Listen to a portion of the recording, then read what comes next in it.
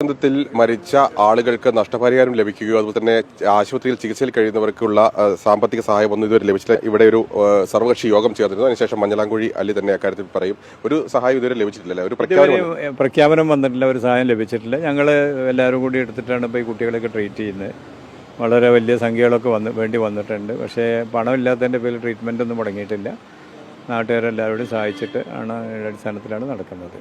ഇപ്പോൾ ഒരു സ്വകാര്യ ആശുപത്രിയിലേക്ക് മാറ്റിയിട്ടുണ്ട്. വലിയ ചികിത്സാ ചെലവ് വരുന്നതാണ് കുടുംബമൊക്കെ പറയുന്നത്. ഒരു സാമ്പത്തികമായിട്ട് ആളുകളില്ലാത്ത ആളുകളാണ്. പണമില്ലാത്തതിൻ്റെ പേരിൽ അവർ ട്രീറ്റ്മെൻറ്റ് മുടങ്ങില്ല എന്ന് ഞങ്ങൾ അവരെ അഷ്യൂർ ചെയ്തിട്ടുണ്ട്. മതിയല്ലോ, വേറെ അല്ല. പണമില്ലാത്തതിൻ്റെ പേരിൽ അവർ ട്രീറ്റ്മെൻറ്റ് മുടങ്ങില്ല എന്ന് ഞങ്ങൾ അവരോട് അഷ്യൂർ ചെയ്തിട്ടുണ്ട്. മരിച്ചവരുടെ കാര്യത്തിലും അതുപോലെ തന്നെ പരിക്കേറ്റവരുടെ കാര്യത്തിലും ഈ സാമ്പത്തിക സഹായവും നഷ്ടപരിഹാരം നൽകുന്ന കാര്യത്തിൽ സർക്കാർ എന്തെങ്കിലും പറഞ്ഞിട്ടുണ്ട് ഇതുവരെയും ഒക്കെ നോക്കാം, ചെയ്യാമെന്ന് പറയാമെന്നല്ലാതെ കൃത്യമായിട്ട് എന്താണ് ചെയ്യാമെന്നല്ല, എന്താണ് പറയാമെന്ന് ഇതുവരെയും പറഞ്ഞില്ല. ഞാൻ ഇന്നലെയും ബഹുമാനപ്പെട്ട വിദ്യാഭ്യാസ വകുപ്പ് മന്ത്രി അദ്ദേഹമാണ് ഇവിടെ സ്ഥലം സന്ദർശിച്ച് അദ്ദേഹമാണെന്ന് വാക്ക് പറഞ്ഞത്. അപ്പോൾ ഇതുവരെയും അദ്ദേഹത്തോട് ഞാൻ നല്ല സംസാരിച്ചിരുന്നു. അപ്പോൾ ഇന്നും മുഖ്യമന്ത്രിയെ വീണ്ടും കണ്ട് കാര്യങ്ങൾ സംസാരിച്ച് എന്തെങ്കിലും ചെയ്യാൻ പറ്റുമെന്ന് നോക്കാമെന്ന് എന്നോട് പറഞ്ഞിട്ടുണ്ട്. അപകടം നടന്നത് വാൽപ്പാറയിലാണെങ്കിലും അപകടത്തിൽപ്പെട്ട ആളുകൾ അവരൊക്കെ മലപ്പുറം സ്വദേശികളായതുകൊണ്ടും പിന്നെ ഒരു മലപ്പുറത്തെ ഒരു സ്കൂളിലെ അധ്യാപകരായതുകൊണ്ടും പോരാത്തതിന് ഈ പറയുന്ന മരണപ്പെട്ടവരിൽ ഭൂരിഭാഗം ആളുകളും ഒക്കെ അല്ലെങ്കിൽ മരണപ്പെട്ടവരുടെ കൂട്ടത്തിൽ മുസ്ലിങ്ങൾ കൂടി ഉള്ളത് കൊണ്ടും അല്ലെങ്കിൽ കൂടുതലും അവരായതുകൊണ്ടും സർക്കാർ സഹായങ്ങളോ ചികിത്സാ ചെലവോ ഒക്കെ ഏറ്റെടുക്കാൻ വേണ്ടിയിട്ട് പിണറായി വിജയന്റെ ഉപദേഷ്ടാവായിട്ടുള്ള വെള്ളാപ്പള്ളി നടേശന്റെ സമ്മതത്തിന് വേണ്ടി കാത്തിരിക്കുകയാണ്. മനസ്സിലായില്ലേ? വെള്ളാപ്പള്ളി നടേശനാണെങ്കിൽ ഉപദേശം കൊടുക്കാൻ അങ്ങോട്ട് മനസ്സ് വരുന്നില്ല. കാരണം വേണ്ടെന്ന് പറഞ്ഞാൽ വലിയ വിഷയമാകും. കേരളത്തിൽ വേണമെന്ന് പറയാൻ വെള്ളാപ്പള്ളി നടേശന്റെ മനസ്സ് അങ്ങോട്ട് സമ്മതിക്കുന്നില്ല. കാരണം എന്താ?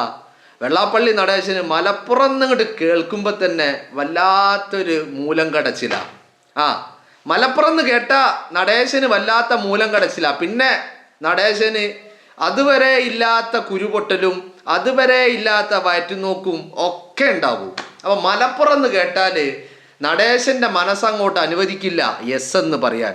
എന്നാ വിജയനാണെങ്കിലോ, വിജയൻ ഈ നടേശൻ യെസ് പറയാതെ ഒരു കാര്യം ചെയ്യുകയുമില്ല. മനസ്സിലായില്ലേ? മാക്സിമം എന്തെങ്കിലും ചികിത്സാ സഹായമോ മറ്റുള്ളതോ ഒക്കെ. ഒന്നാമത്തെ കാര്യം സ്കൂൾ അധ്യാപകരാണ്, അതും LP സ്കൂൾ അധ്യാപകരാണ്.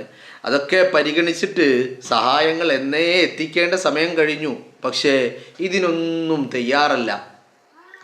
ഇനി അങ്ങനെ എന്തെങ്കിലും ഒരു ആലോചന അല്ലെങ്കിൽ അങ്ങനെ ഒരു പ്രപ്പോസൽ ആരെങ്കിലും വെച്ച് കഴിഞ്ഞാൽ മാക്സിമം അതിനെ മുടക്കാൻ വേണ്ടിയാണ് പിണറായി വിജയൻ ശ്രമിച്ചുകൊണ്ടിരിക്കുന്നത്. കാരണം പിണറായി വിജയനെ സംബന്ധിച്ചിടത്തോളം നടേശനെ പിണക്കുക എന്ന് പറയുന്നത് അത് പിണറായി വിജയന് അങ്ങനെ സങ്കല്പിക്കാൻ പോലും കഴിയില്ല. നടേശനെ പിണക്കിയ ഒരുപാട് പ്രശ്നങ്ങളുണ്ട്. മനസ്സിലായില്ലേ? അതുപോലെ നടേശനാണെങ്കിലോ, നടേശന് മലപ്പുറമായതുകൊണ്ട് നോ നോ നോ നോ അങ്ങനെ വരുള്ളൂ. യെസ് പറയാൻ പറ്റൂല. യെസ് പറഞ്ഞാൽ പിന്നെ നടേശന് ഇനിയുള്ള ദിവസങ്ങളിൽ ഉറങ്ങാനും പറ്റില്ല. നിങ്ങളൊന്ന് ആലോചിച്ച് നോക്ക് അല്ലേ?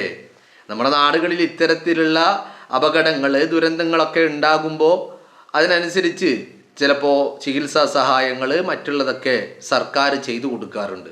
പക്ഷേ ഈ കേസിൽ അതില്ല. ഈ കേസിൽ അതെന്താ ഇല്ലാത്തത്? അത് മലപ്പുറത്തതായതുകൊണ്ട്. പിന്നെ മരണപ്പെട്ടവരിൽ ഈ പറയുന്ന വെള്ളാപ്പള്ളി നടേശൻ തീവ്രവാദിയാക്കിയിട്ടും വർഗീയവാദിയാക്കിയിട്ടും പാകിസ്ഥാനിയാക്കിയിട്ടും ശ്വാസം മുട്ടുന്ന ഏരിയയൊക്കെ ആയതുകൊണ്ടും നടേശൻ ആരാ? നടേശൻ വിജയന്റെ ഉപദേഷ്ടാവാണ്. ഉപദേഷ്ടാവ് എന്ന് പറഞ്ഞാൽ ഉപദേഷ്ടാവാണ്. വിജയന്റെ കയ്യിലെ ആയുധമാണ്. വിജയന്റെ സന്തത സഹചാരിയാണ്. വിജയൻക്ക് നടേശൻ ആരാ? സരസ്വതി വിളയുന്ന നാവാ നടേശൻ്റെത് അല്ലേ? ആരാ പറഞ്ഞേ? നടേശനെ കുറിച്ച് ആരാ പറഞ്ഞേ? പിണറായി വിജയൻ. ആ സരസ്വതി വിളയുന്ന നാവിൻ്റെ ഉടമയായിട്ടുള്ള വിജയന്റെ ആത്മാർത്ഥ സുഹൃത്ത്, സന്തത സഹചാരി, ആയുധം.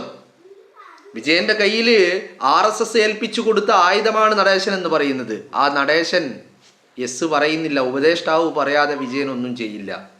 ഇപ്പം ഇന്നിപ്പോൾ മഞ്ഞളാംകുഴി അലി ശിവൻകുട്ടിയുമായി സംസാരിച്ചപ്പോൾ ശിവൻകുട്ടി പറയുന്നത് നോക്കാം, മുഖ്യമന്ത്രിയോട് സംസാരിച്ച് നോക്കട്ടെ, നോക്കിയിട്ട് ചെയ്യുക, നോക്കട്ടെ, സംസാരിക്കട്ടെ, എന്നിട്ട് നോക്കട്ടെ, നാളെ ആവട്ടെ, മറ്റന്നാളാവട്ടെ. ഒരു താല്പര്യമില്ല, അതാണ് പ്രശ്നം. ഒരു താല്പര്യമില്ല. കാരണം ഒരുപാട് ഈ സ്വന്തത സഹചാരികളായിട്ടുള്ള ആളുകളെയൊക്കെ വെറുപ്പിക്കണം. കാരണം മലപ്പുറത്തുള്ള ആളുകൾക്ക് അവർക്കൊക്കെ എന്തെങ്കിലുമൊക്കെ സഹായം ചെയ്തു കൊടുത്താൽ നടേശൻ അവിടുന്ന് വെളിച്ചപ്പാട് ഉറഞ്ഞു തുള്ളും പോലെ തുള്ളും. മനസ്സിലായില്ലേ? പിന്നെ നടേശന് വലിയ പ്രശ്നമാകും. അത് കാരണം പിണറായി വിജയനും അങ്ങനെ താല്പര്യങ്ങളൊന്നുമില്ല. പിണറായി വിജയനെ സംബന്ധിച്ചിടത്തോളം മലപ്പുറം എന്ന് കേൾക്കുമ്പോൾ പോരാ, ഒരു അഭിപ്രായക്കുറവാ പിണറായി വിജയനെ സംബന്ധിച്ചിടത്തോളം. കാരണം എന്താ, എന്ത് ചെയ്യാനെന്നേ 16-ൽ 16 ഒന്ന് ഒരു ആശ്വാസത്തിനെങ്കിലും 1-2 ഇങ്ങനെയൊക്കെ കൊടുക്കണ്ടേ. അതും 16-ൽ 16 ഒക്കെ തൂത്ത് വാരുക എന്ന് പറഞ്ഞാൽ പിന്നെ വിജയനെ സംബന്ധിച്ചിടത്തോളം വല്ലാത്തൊരു വെപ്രാളാ. അപ്പോൾ വിജയനെ കൊണ്ട് കഴിയും പോലെ ഡൽഹിയിൽ പോയിട്ട് ഒക്കെ ഹിന്ദുവിനൊക്കെ അഭിമുഖം കൊടുത്തു. എനിക്ക് മനസ്സിലാവാത്തത് ഈ വിജയൻ ഹിന്ദുവിന് എങ്ങനെ അഭിമുഖം കൊടുത്തത് എന്നാ. ഇനി വല്ല മലയാളിയും ആയിരിക്കും ഇൻ്റർവ്യൂ ചെയ്തിട്ടുണ്ടാവുക, എന്നിട്ട് അവർ ഈ പറഞ്ഞ കാര്യങ്ങൾ ട്രാൻസ്ലേറ്റ് ചെയ്തിട്ടുണ്ടാവും ടു ഇംഗ്ലീഷ്. അങ്ങനെ ആയിരിക്കും ഹിന്ദുവിലൊക്കെ അഭിമുഖം കൊടുത്തിട്ടുണ്ടാവുക. അല്ലാതെ ഇയാൾക്ക് ഈ ഇംഗ്ലീഷ് പറയാൻ അറിഞ്ഞിട്ട് വേണ്ടേ? ഇയാൾക്ക് ഇംഗ്ലീഷിലൊന്നും സംസാരിക്കാൻ അറിയില്ല. അപ്പോൾ ഡൽഹിയിൽ പോയിട്ട് ഹിന്ദുവിന് നൽകിയ അഭിമുഖത്തിൽ മലപ്പുറത്തിനെതിരെ, കേരളത്തിൽ വന്നാൽ പിന്നെ വിജയം പറയൂല, ഡൽഹി പോയാൽ മാത്രമേ വിജയം പറയുള്ളൂ. അങ്ങനെ നമ്മുടെ നാട്ടിൽ കുറച്ച് ആൾക്കാരുണ്ടല്ലോ. ഇപ്പം ഇതിൻ്റെ ഇടക്കും വേറൊരു ടീം ഡൽഹി പോയിട്ട് പറഞ്ഞു കേട്ടില്ലേ നിങ്ങൾ, ഈ രാജ്യത്തെ പ്രധാനമന്ത്രിയുടെ കീഴിൽ ഇവിടുത്തെ മുസ്ലിങ്ങളൊക്കെ വളരെ സേഫാണെന്നാണ് പറഞ്ഞത്. അതൊക്കെ ഡൽഹി പോയിട്ടാ. ചില ആളുകൾ അങ്ങനെയാ, കേരളത്തിൽ നിന്നൊന്നും പറയില്ല. ഇവർ ഡൽഹിയിലേക്ക് എത്തുമ്പോൾ ഇവരുടെ സ്വഭാവവും മട്ടും ഭാവങ്ങളും ഒക്കെ മാറും. എന്നാൽ കേരളത്തിലെത്തിയാൽ ഇവന്മാർ മറ്റു പലരെ കൊണ്ട് പറയിപ്പിക്കും. സ്വയം പറയില്ല, പക്ഷെ ഇവരുടെ സ്വന്തമായിട്ടുള്ള ഇവരുടെ കയ്യിലുള്ള ആയുധങ്ങളായിട്ടുള്ള പലരെ കൊണ്ടും പറയിപ്പിക്കും. അങ്ങനെയാണ് പിണറായി വിജയനും അതേ ലൈന. ഡൽഹി പോയിട്ട് പലതും പറയും. പക്ഷേ കേരളത്തിൽ വന്ന മൂപ്പര് പിന്നെ അങ്ങനെ പറയില്ല, പരസ്യമായിട്ട് പറയില്ല. ഉള്ളിൻ്റെ ഉള്ളിലൊക്കെ ഉണ്ട്, പക്ഷെ അതങ്ങ് പ്രകടിപ്പിക്കില്ല. പകരം എന്താ ചെയ്യുക? പകരം ഇത്തരക്കാരെ കൊണ്ട് പറയിപ്പിക്കും. എന്നിട്ട് അവരെ പ്രോത്സാഹിപ്പിക്കാൻ വേണ്ടിയിട്ട് അവരെ പേരിലുള്ള പലതും ഇങ്ങനെ തൊട്ട് തലോടി സംരക്ഷണം ഒരുക്കി. നിങ്ങൾ 10 വർഷം പിണറായി വിജയൻ കേരളം ഭരിച്ചു അല്ലേ? ഈ 10 വർഷത്തിൽ എപ്പോഴെങ്കിലും ഒറ്റത്തവണ ഒരാള് പിണറായി വിജയൻ്റെ ഔദ്യോഗിക വാഹനം, പിണറായി വിജയൻ എന്ന് പറഞ്ഞാൽ പിണറായി വിജയൻ തറവാട് സ്വത്ത് വിറ്റിട്ട് വാങ്ങിയതെന്നല്ല അർത്ഥം.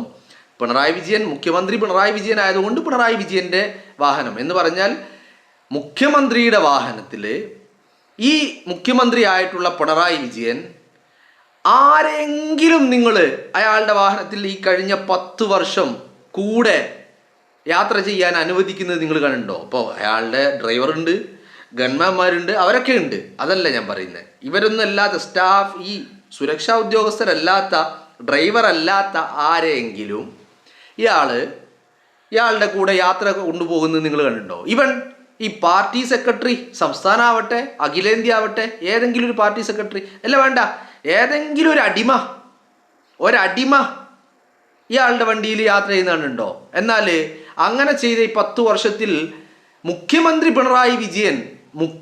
പിണറായി വിജയന്റെ വാഹനത്തിൽ യാത്ര ചെയ്യാൻ കൂടെ കൂട്ടി യാത്ര കൊണ്ടുപോയ ഒരേ ഒരു വ്യക്തിയേ ഉള്ളൂ. അതാരാ? നടേശനാ. ആ നടേശന് ആരാന്നാ നിങ്ങൾ വിചാരിച്ചേ?